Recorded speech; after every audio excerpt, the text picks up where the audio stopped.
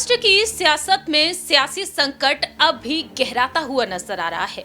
शिवसेना दो गुटों में बटी तो वहीं अब एनसीपी भी दो गुटों में बटी हुई है। ऐसे में देखा जाए तो एनसीपी क्या वाकई में यहाँ पर जो दो गुटों में बटी हुई है क्या वह एक हो पाएगी या फिर नहीं, ये बेहद बड़ा अहम सवाल बनता है। क्या वाकई में एनसीपी प्रमुख दिग्गज नेता शरद पवार अपनी पार्टी को एक कर पाएंगे, ये बेहद बड़ा सवाल लगातार उठ ही रहा है। लेकिन इसी बीच देखा जाए तो बीजेपी ने एक नई चाल चल दी है। बीजेपी की उस चाल से यहाँ पर यही साबित होता हुआ नजर आ रहा है, क्या शरद पवार अब एनडीए की तरफ रुख करेंगे या फिर नहीं, क्या एनडीए में शामिल होंगे शरद पवार या फिर नहीं, ये बेहद बड़ा अहम सवाल उठ रहा है। नमस्कार, मैं प्रांशी राठौर और आप देख रहे हैं नेक्स्ट 9 न्यूज। दरअसल हाल ही में शरद पवार से मुलाकात करने पहुंचे उप मुख्यमंत्री अजीत पवार और शरद पवार की सीक्रेट मीटिंग ने अब सियासी गलियारों में हलचल तेज कर दी है। और इस मीटिंग को लेकर जहां एक तरफ शरद पवार ने अपनी बातें रखी हैं तो वहीं बीजेपी खेमे से तमाम दिग्गज नेता भी अपनी बात रखते हुए नजर आ रहे हैं। इस मीटिंग के बाद अब यहाँ पर बात खुलकर ये सामने आई है कि शरद पवार को बेहद शानदार ऑफर दिए गए हैं बीजेपी की तरफ से। दरअसल आपको बता दें कि अब यहाँ पर बीजेपी जिस तरह से अजीत पवार और उनके समर्थकों से हाथ मिलाती हुई नजर आई है, वहीं दूसरी ही तरफ अब देखा जाए तो यहाँ पर शरद पवार की तरफ रुख करना शुरू हो चुका है। पुणे में अजीत पवार और शरद पवार के बीच जो मुलाकात हुई एक उद्योगपति के घर पर हुई। असल में अजीत पवार इस मीटिंग में शरद पवार को बीजेपी के ऑफर बताने के लिए पहुंचे।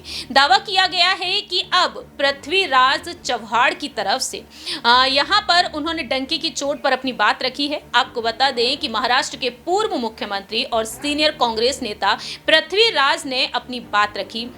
शरद पवार को दिए गए ऑफर के बारे में उन्होंने बताया है। शरद पवार को बीजेपी ने केंद्रीय कृषि मंत्री और नीति आयोग के चेयरमैन पद का ऑफर दिया है। पृथ्वीराज का कहना रहा है कि जहां तक मेरी जानकारी है, शरद पवार ने अजीत पवार के द्वारा दिए गए इस प्रस्ताव को अस्वीकार कर दिया है। पुणे में उद्योगपति अतुल चौडिया के आवास पर एक बैठक हुई और इस बैठक में ऑफर दिया गया है। इस बैठक में जयंत पाटिल भी मौजूद रहे। अब देखा जाए तो इस बैठक को लेकर सियासी मायने निकालना शुरू हो चुका है। दावे यहां पर अहम किए जा रहे हैं। इतना ही नहीं, पृथ्वीराज चव्हाण ने दावा किया है जयंत पाटिल और सुप्रिया सुले को लेकर कि सत्ता में शामिल होने का ऑफर भी दिया गया है। अजीत पवार हाल ही में दिल्ली पहुंचे थे और उस समय दिल्ली के आला नेताओं से उनकी मुलाकात हुई थी। तो अभी देखा जाए यहां पर अजीत पवार और शरद पवार की मुलाकात को लेकर सियासी सरगर्मियां तेज हो चुकी हैं। सवाल यहां पर यह खड़े होते हैं, क्या वाकई में शरद पवार इन ऑफर्स को स्वीकार करेंगे? मालूम हो कि एक वक्त वह कांग्रेस का हिस्सा हुआ करते थे, लेकिन कांग्रेस से अलग होकर उन्होंने खुद की पार्टी का गठन किया और आज देखा जाए तो एनसीपी के चुनाव चिन्ह को बचाने के लिए वह जद्दोजहद कर रहे हैं और अजीत पवार को अपनी तरफ खींचने की कोशिश भी उनकी जारी रहेगी।